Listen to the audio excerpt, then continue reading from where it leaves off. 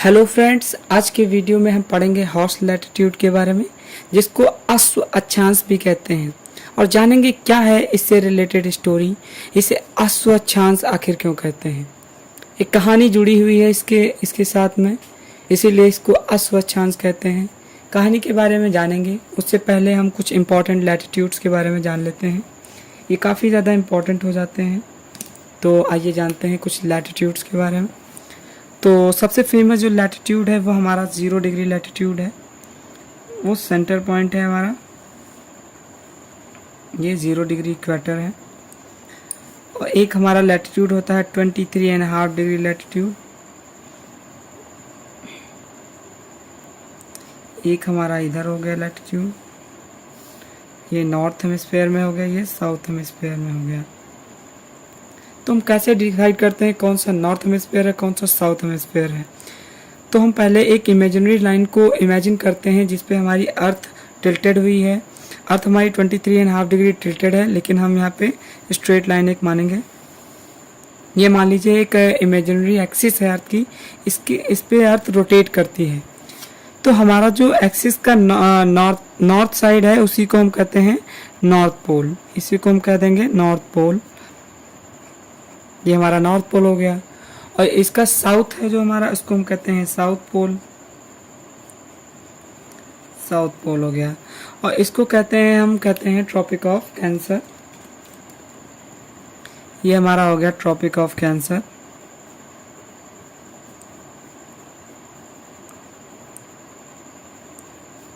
ये हो गया हमारा ट्रॉपिक ऑफ कैप्रिकॉर्न,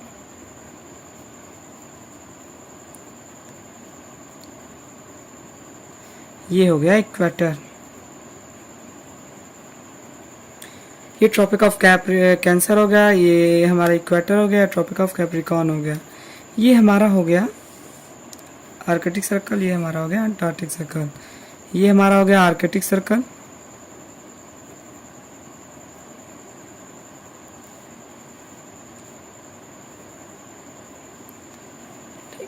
और ये हमारा हो गया अंटार्कटिक।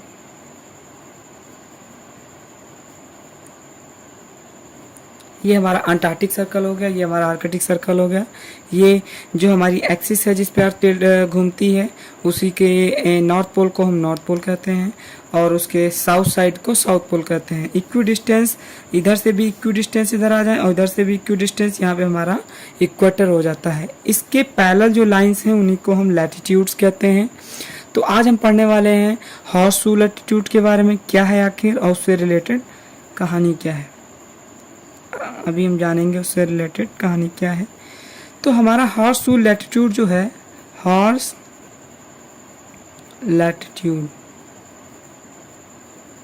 लैटिट्यूड या अश्व अक्षांश क्या होता है? तो ये हमारा अश्व अक्षांश हमारा 30 से 35 डिग्री के बीच में पाया जाता है, इधर भी और इधर भी। 30 से 35 डिग्री का जो ये है, इसी को हम कहते हैं अश्व अक्षांश। क्या कहते हैं? अश्व अक्षांश।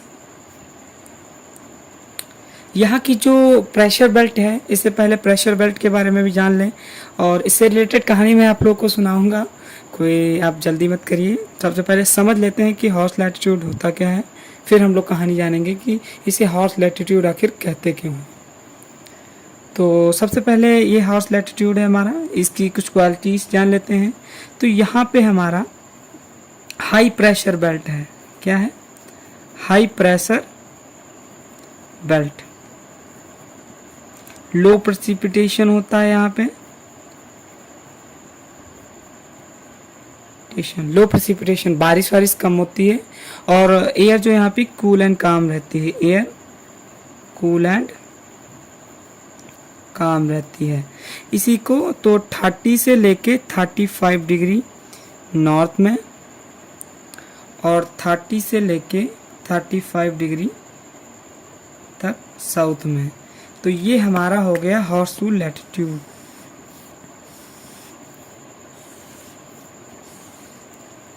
मेन बात जो है हमको इसमें जो जाननी है वो समझ लीजिए कि हमारा जो इक्वेटर है, यहाँ पे जो सन रेज हैं, सन रेज इस पे जब पड़ती हैं, सन की रेज, जो हमारी डायरेक्ट सन रेज पड़ती हैं तो यहाँ की एयर जो है वो गर्म हो जाती है, एयर उठ जाती है।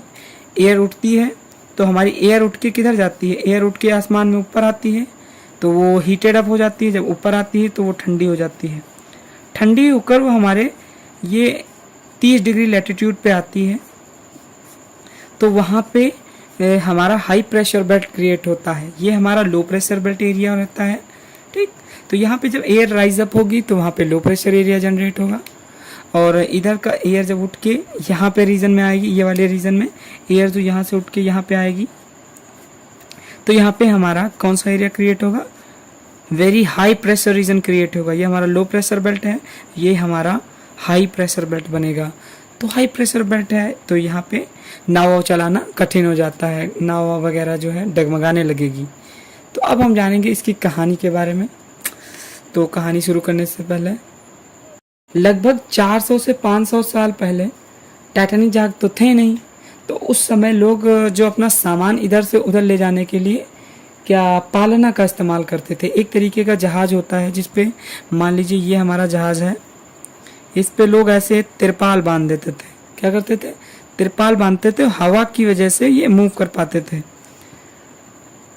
तिरपाल बांधा होता था तो हवाओं के प्रेशर से आगे बढ़ता था। किससे बढ़ता था, इस पे हवाएं टकराती थी तो इसको कंट्रोल करके ये लोग आगे पीछे बढ़ते थे।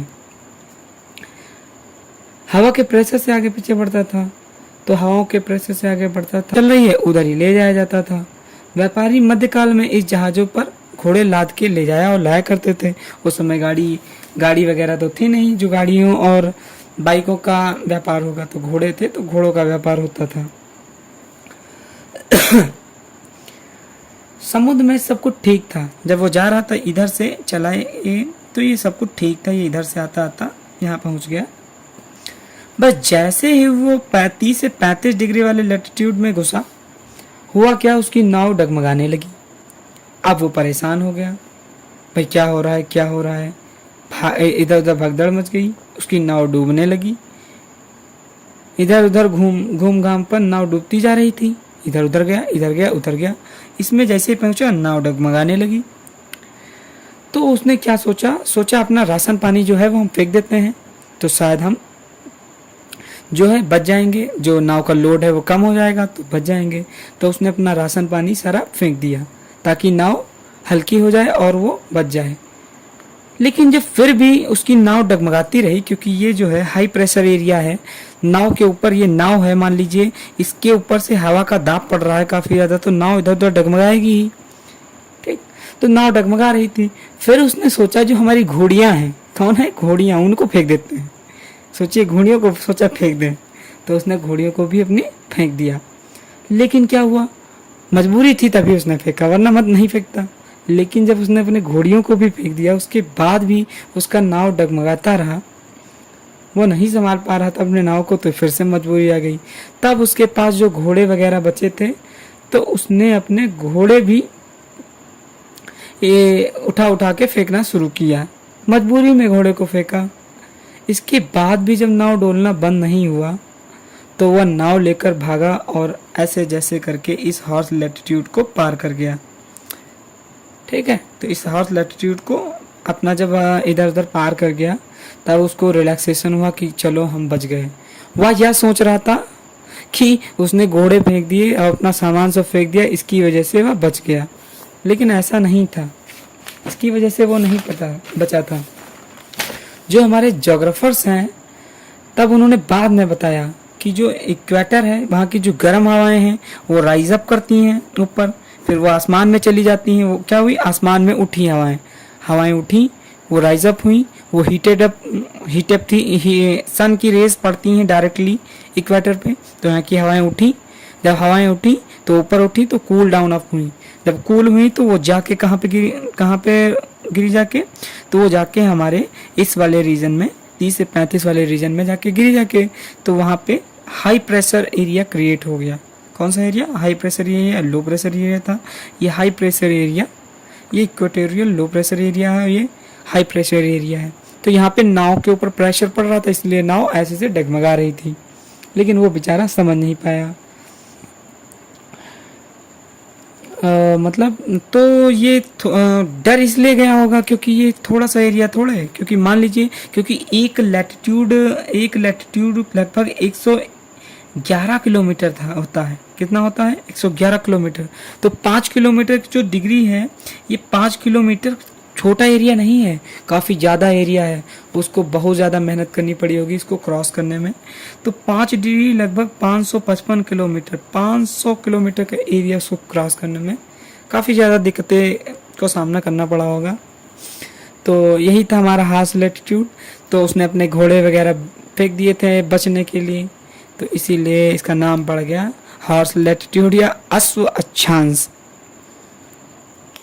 तो सबसे पहले उसने अपनी घोड़ियाँ बेची थी, ये बात आप याद रखिएगा। बाद में उसने अपने घोड़े जो है नाव नदी में समुद्र में फेंक दिए। तो ये हमारा हार्श लैटिट्यूड था। आशा करता हूँ समझ आया होगा। वीडियो अच्छा लगा हो तो लाइक करें, चैनल को सब्सक्राइब करें और शेयर भी करें। धन्यवाद।